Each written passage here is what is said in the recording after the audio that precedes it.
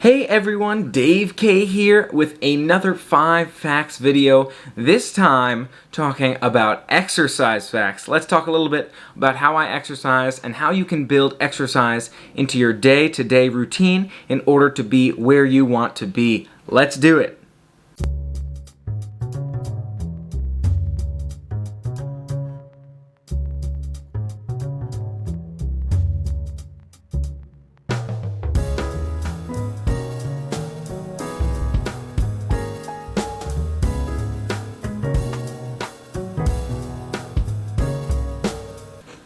Dave K getting started with fun fact about me exercise edition number 1. First thing you should know about me and my exercise routines, I like to do push-ups first thing in the morning. I find that one of my biggest challenges with exercise is time and making sure I have enough time to do all the exercise that I want to do. So being able to do push-ups first thing in the morning saves me from a lot of different things. For one, it prevents me from needing to find a gym or go to the gym. I'm able to do those push-ups right here in my room first thing in the morning and not have to worry about where I'm located or how long it'll take me to get there. Another thing about push-ups and the benefit of push-ups is it allows me to build muscle. Now, muscle burns calories over time. As long as you maintain that muscle, you find that that muscle will burn calories over time, whereas cardio activity, although it's good for you and great for your heart health, does not burn quite as many calories over an extended period of time. So building muscle helps burn calories over the course of many days. So you know I like to do push-ups and build those muscles first thing in the morning, but I've found that I haven't been doing quite as much cardiovascular activity. I haven't been running or swimming quite as much as I probably should, and the reason for that is I feel like it's hard for me to find the time to do that sort of thing. So again, to find the time to run or to swim can be challenging. You have to go out of your way maybe to find a pool or a place to run. One of my best solutions for this is if you are, let's say you're walking to the parks, right? Let's take the example of going to the Disney parks. And if you're at the Contemporary and you want to go to the Magic Kingdom, if you walk instead of take the monorail, sure, it may take you an extra 5 minutes, but you're able to get that additional 15 minutes of exercise doing that walk as opposed to taking the monorail. So as opposed to taking an additional 15-30 minutes out of your day to do walking or running, you're able to build it into your day and spend an extra 5 minutes on your travels to where you're trying to go. I did this same thing for work. I would take the train to go into work, and then I would walk from the train to my office, and I would walk to the train from my car. It was about a mile each way, so I found myself walking an additional 3-4 miles a day built into my day-to-day routine because I was taking this approach as opposed to riding a cab or looking for another solution like that, maybe a scooter, that kind of thing. Instead, I was walking and building in that exercise.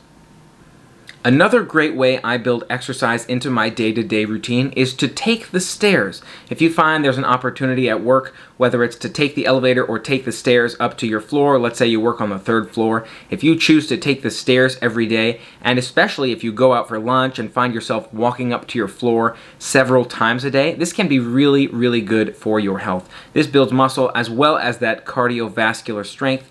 It's a great way to make sure that you're building exercise into your day-to-day. Generally, taking the stairs does not take any longer than taking the elevator, depending upon how quickly you take the stairs and what floor you're going to. So this is something to keep in mind if you're looking for a good way to build exercise into your day-to-day and into your workday. Consider taking the stairs, not just walking to the office, although both are great options. Another way I like to get my exercise in is to use downtime or idle time. Again, I talked about exercise being a time constraint for me. So when I'm working on other things, let's say I'm developing a script for a song, or if I'm working on some work that doesn't require me to sit at my computer, if I'm able to do some work on my phone or something along those lines, maybe if I'm taking a break, I find it's great to take that time and do some squats or some sit-ups and just build that exercise into your day-to-day routine. Again, just sort of taking that time, and whether it's flexing your muscles, getting that muscular exercise, or doing those squats, and building that into your day-to-day can really have a big impact over the long term. I met with a doctor who asked me how much exercise I was doing. And I said, really, I haven't found much time to go to the gym or do exercise. But I do walk 4 miles a day round trip from the train, and I do take the stairs, and it adds up to being maybe about 8 or 10 flights of stairs a day. And I added in all these other things that I do over the course of the day, like my morning push-ups or squats. And the doctor said that's absolutely the best way to do it. If you can build exercise into your day-to-day routine, for one, it makes it a daily habit. Doing consistent exercise is huge. It's really important to make sure you're getting consistent activity and consistent motion, as opposed to just doing one series of exercise over a given week. I would much rather walk 1 mile over the course of 7 days, so 1 mile on Monday, 1 mile on Tuesday, 1 mile on Wednesday, as opposed to walking 7 miles on a given day of that week, so only walking 7 miles on Saturday. If you build exercise into your day-to-day routine, it builds that cardiovascular strength over time, and you'll see it's easier and easier to walk that 1 mile. Whereas if you're only doing that walk 1 day a week, it's a lot harder to build up the strength and endurance that you want to have in order to get to where you want to be on your exercise goals. So I mentioned the value of consistency over intensity in training, in my opinion. Now, I think intensity is important as well, but I think consistent activity, even if it's just a little bit, is really beneficial. So make sure that you take some time. Let's say you're on your lunch break or first thing in the morning or after you get home from work. Take some time to walk around the neighborhood or do whatever is the best source of exercise, best source of activity for you in order to meet those exercise goals that you have. And again, by doing little by little every day, you'll find that you're able to build up your strength and build up the level of intensity and the amount of exercise that you're able to do and that you're comfortable doing on a given day. This is really important to remember. If you can build in a little bit of exercise and a little bit of what you want to be doing each and every day, this will go a really long way for you. So try to build that in to your daily routine. I feel the best time for me to do exercise is first thing in the morning. I feel it's the best way to start my day, and it's the easiest time of day for me to get the exercise in. Now, you may ask, why first thing in the morning? I'm always tired first thing in the morning, and I don't want to do the exercise when I'm tired. For me, it's because I'm tired first thing in the morning. I feel like I'm slower and I'm less productive first thing in the morning, so it allows me to build in that time. Doing that exercise really helps wake me up, therefore making me far more efficient after I've done the exercise. So doing exercise first thing in the morning actually helps me break that tired cycle, helps me get active early, helps me start doing things earlier, and helps me build up to the energy level that I want to be at for the day as quickly as possible. So I strongly advise, if you're considering exercise and doing it throughout the course of the day, try to do at least a little bit first thing in the morning and let me know how it feels to you. In terms of cardiovascular activity, one of my favorite activities to do for this is swimming. I feel that swimming is a great way to get your exercise in if you're looking to build up that heart health. And there's a couple reasons for this. It doesn't put too many strains on you physically, on your knees from running or walking too much. It allows you to sort of stretch and be able to build out different muscles, whether those arm muscles or its leg muscles, and gain different type of strength in that way. It's also a very unique exercise, so I find it to be more fun. You get to practice new skills like breathing off to the side while you're swimming, and you can work on improving your swimming speed over time. Again, it's a low strain activity, so you don't find yourself pulling too many muscles or any other issues while you're swimming, comparatively to a lot of other high intensity cardiovascular activities that I know.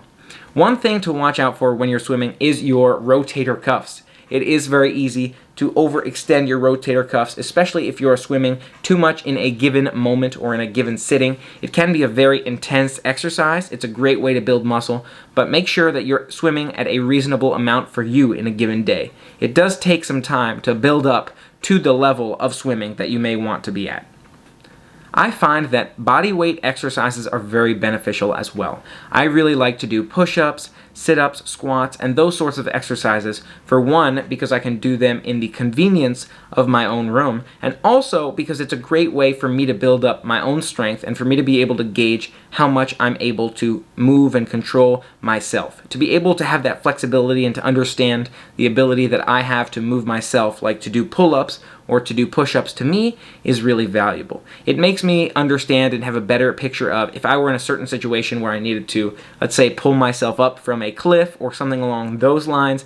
Gives me a better idea of what my capabilities are and it helps me focus on not just building that muscle, but also building up my weight or minimizing my weight and getting to that point where I want to be, so that I'm also sort of easier to move myself. So that's something to consider. If that's something that helps you consider how you do your exercise, I find that those free weight exercises, not free weight exercises, but body weight exercises, can be very beneficial.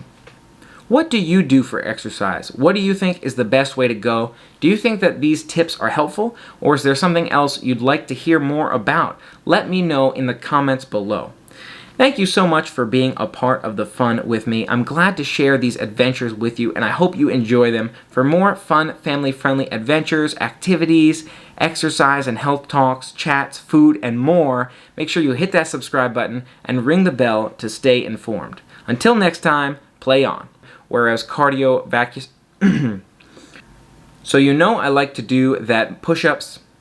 So you know I like to do push-ups and do that muscular activity. But what I haven't been doing as much as, I would much rather do 10 push-ups over the course of 7 different days, 10 push-ups a day adding up to 70 push-ups, as opposed to 70 push-ups on one day. Although, and again, you'll find doing little by little, you'll be able to build up your strength and build up the level of effort.